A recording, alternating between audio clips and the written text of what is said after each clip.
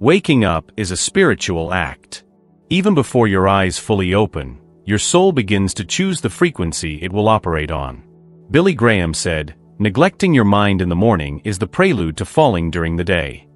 What seems ordinary is actually the beginning of a war. The battle against lust doesn't start at midnight. It seeps in at dawn, when the spirit is more vulnerable and rituals feel harmless. C.S. Lewis observed that the moment we wake up, all our desires, fears, and distractions leap upon us like wild animals. The first fight isn't against visible sin, it's against spiritual disconnection. Lust doesn't scream, it slips in through silence. It starts with permissive thoughts, with routine masked as need. What grieves the heart of God isn't just the impure act. It's the unnoticed, repeated, unconscious neglect of His presence in the first breath of the day. This video was made to expose how small morning habits sustain deep spiritual cycles of falling. How you wake up shapes how your soul will respond throughout the day. Reaching for your phone before reaching for God trains your brain to seek dopamine before seeking the Spirit. It may feel harmless, but it isn't. Neuroscience shows that the first 30 minutes of the day shape emotional and spiritual identity more than any other time. What enters your mind first sets the tone. Many think they only fall at night, but they've already disconnected by morning when they ignore the Spirit. Autopilot is disguised escape. The soul avoids facing God by numbing itself with notifications. And in this dullness, the spirit of lust finds its opening. Where there is no intentional vigilance, there is unconscious surrender. And where there is surrender, contamination follows. Many wake up and allow mild stimulation, an image, a thought, a fantasy. I'm not sinning, I'm just unwinding.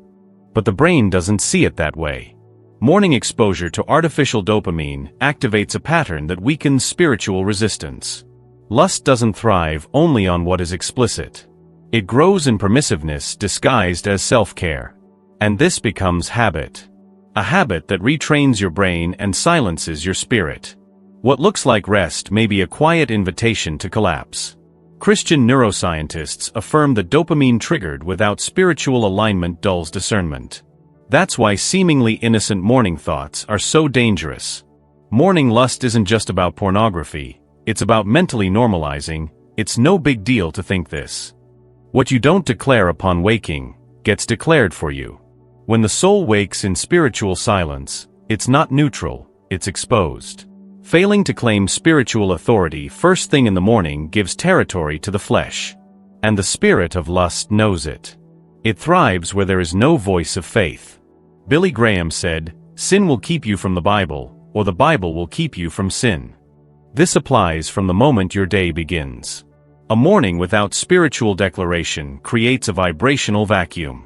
And vacuums don't stay empty, they get filled with whatever is nearest. Practices like verbal prayer, vocal worship, or reading scripture aloud aren't mystical, they're warfare. They retrain the mind, reposition the heart, and reaffirm who's in charge. Where there is declaration, there is a boundary. And where there is boundary, there is preservation.